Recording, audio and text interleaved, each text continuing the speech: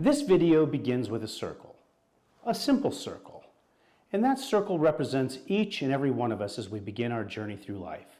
Hi, I'm 𝐼𝐴 and today I'm inviting you into my dojo.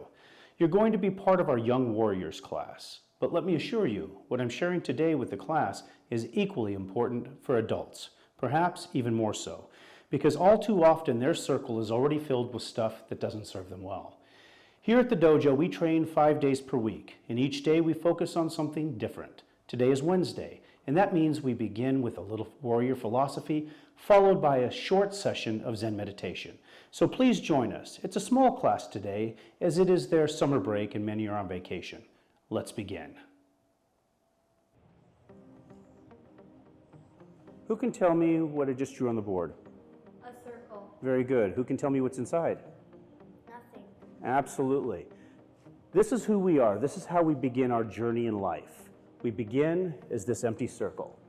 And as we move through life, we begin to populate this empty circle with all of the things that we do, all of the conversations that we have, all of the music that we listen to, even things at school, things from our parents. They all begin to fill this circle. That empty circle represents all of us at the start of life. It's a blank slate, no thoughts, no beliefs, no identity. Just pure open space waiting to be written upon. But as we go through life, things start to fill that circle. Every thought, every emotion, every experience, they all leave a mark. And most people, they have no idea what's being added to their circle. They let the world, family, media, school, culture write their story for them. But the way of the warrior is different. We train to be aware, and from awareness we gain control.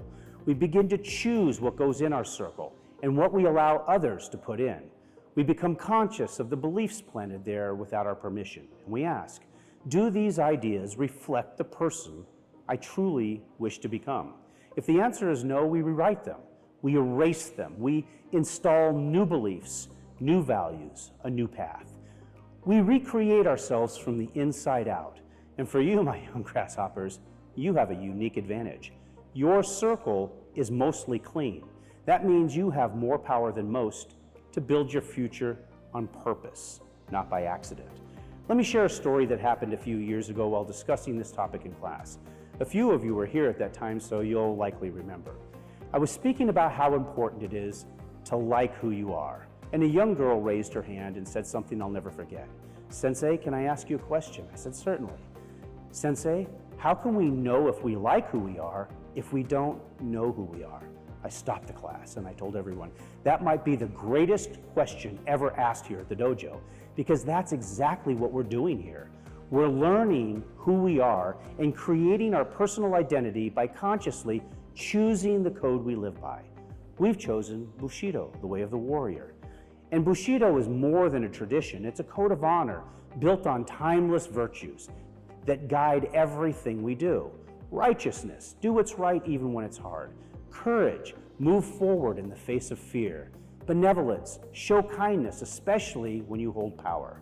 Respect for others, yourself, and for the path. Honesty, be truthful in thought, words, and actions. Honor, carry yourself with dignity, whether other people see it or not. Loyalty, stand by your family, your team, and your values. Self-control, master your impulses, master your life.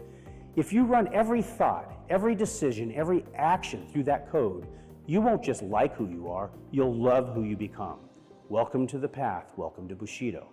Now before we close, let me leave you with a story. It's an old tale from a Native American tradition, one that speaks directly to what we're talked about here today. A young boy went to his grandfather and said, "Grandfather, I feel like there's a fight going on inside of me, a terrible battle." The grandfather nodded and replied, "Yes, that same battle goes on inside of all of us. It's a battle between two wolves. One wolf is evil, full of anger, envy, greed, arrogance, resentment, and fear. The other wolf is good, filled with joy, peace, love, hope, humility, kindness, and truth." The boy thought for a moment and asked, "Grandfather, but which wolf will win?" The old man smiled and said, "The one you feed." That's what your circle is. It's the space where the battle happens. Every time you watch something on YouTube, read something on Facebook, watch a TV show, listen to music, have a conversation, these things are entering your circle. So that means it's important to choose carefully what you watch, choose carefully what you read, and most importantly, choose carefully who is in your circle of friends. Remember that every day, through every thought, every word, every choice, you're feeding one of the two wolves. If you say something mean to someone, you just fed the bad wolf. If you say something kind, you fed the good wolf. The way of the warrior teaches you to feed the right one, to choose wisely, to sharpen your awareness, to honor your code, and to become the master of your circle, not its victim. What you feed your circle becomes who you are. Change what's in your circle and change your life. All right, now let's make a circle. Let's meditate on the words and philosophy I've just shared. Thanks for listening.